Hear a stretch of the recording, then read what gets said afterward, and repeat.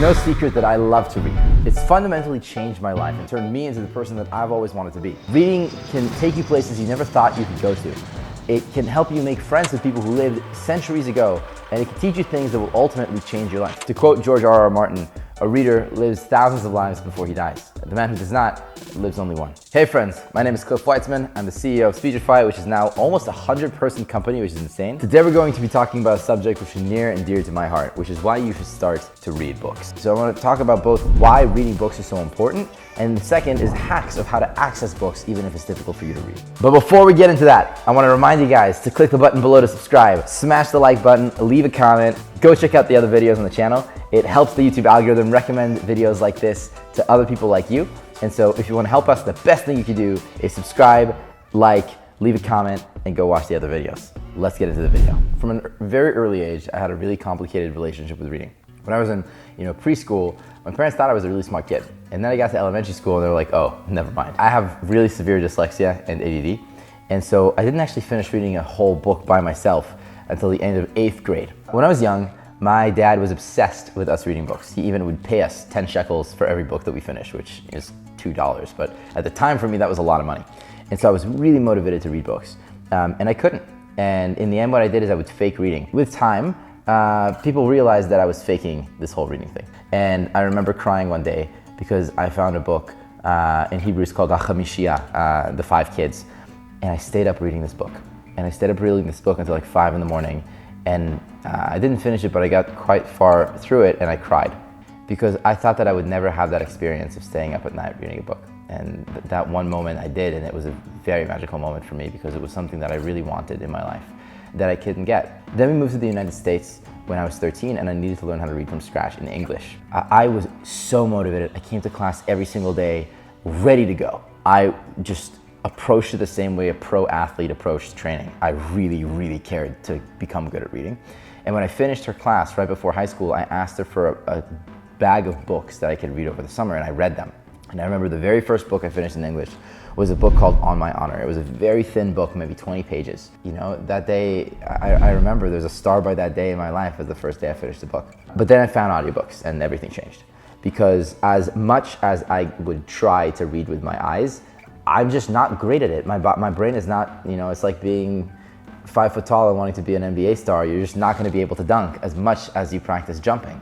But the second that I got audiobooks, I started being able to finish 2 books a week. Now, why did they change my life? Why is listening so important? So I would say that if you were to break down the types of books I listen to, 25% are fantasy and sci-fi books. 25% are economics and philosophy books and history books. 25% are like historical fiction. The rest are miscellaneous. They might be theology. They might be books about science or the world or physics or anything like that. If I was to catalog the books that had the most impact on my life, the first one is a book called The 4-Hour Workweek by Tim Ferriss. And this book introduced me to the concept of a muse company, a company that you can build that will generate passive income for you. For me at the time, my goal was $300,000 a year. That would make it so you didn't need to work anymore. And my goal in college was to build a company like this. Tim Ferriss described this idea of the new rich, people who are able to travel around the world easily, make money in US dollars and pay in rupees or pesos or yen. And I thought it was a brilliant concept. It introduced me to a lot of very, very important philosophies that I still use to this day. The next book that had a huge impact on me is How to Win Friends by Dale Carnegie. Both of these books are books that I listen to almost every single year because the principles are so important. Then there's books like the biography of Arnold Schwarzenegger, Alexander Hamilton, Benjamin Franklin, Elon Musk, Edison, all these figures who I admire so much that I model my life after. I take the most important concepts from their lives and I apply them to mine. The other category of books that I'm obsessed with is fantasy books. So, Red Rising, Darrow, for example, King's Dark Tiding, Rezkin, or my favorite book that we have, Kings, Kaladin. Kaladin is another character with extremely high IQ, so when I'm going through a tough time, when I'm trying to do something extremely difficult, I associate and think, what would Kaladin do in this situation? How would Kaladin feel in this situation? And more than anything, I feel like I am Kaladin, and so it becomes fun. It becomes like a game. It's almost like I'm role-playing the characters that I admire most in the world. I would say that my brain, when I'm going through the day and I'm not reading books, 80% of the time is actually dreaming about the future, and 20% of the time is thinking about the now. And I think that all this experience that I've had listening to books has taught me to be a really good dreamer as well.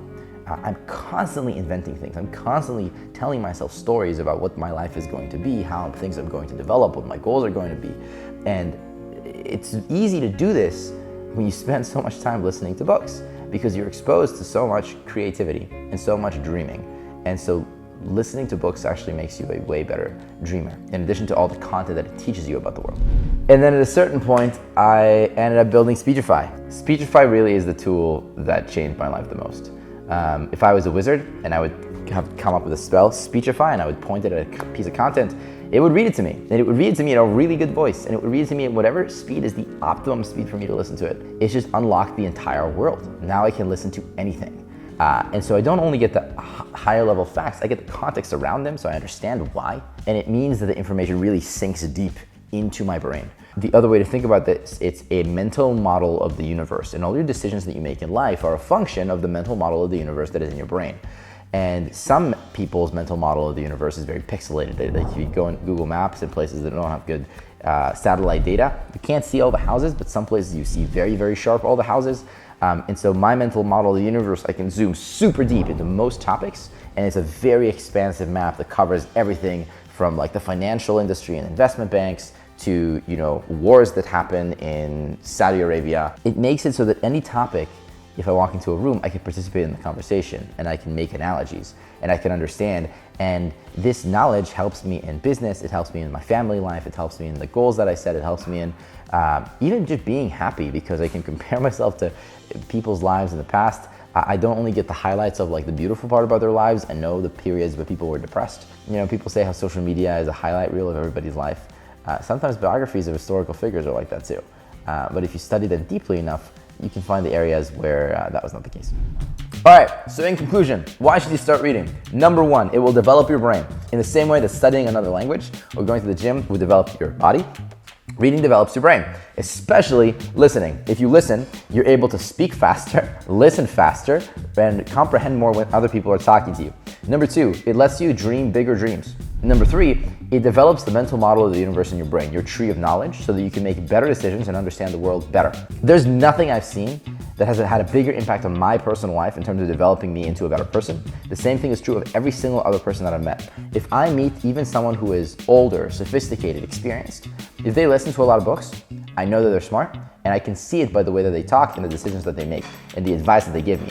If you liked this video, please share with a friend, leave a comment below, leave a like, subscribe to the channel, check out some of the other videos on the channel. And it goes without saying, if you want to read more and become more educated, flesh out the mental model of the universe in your brain, download Speechify. It changed my life. I think it can change yours too. And as always, happy listening.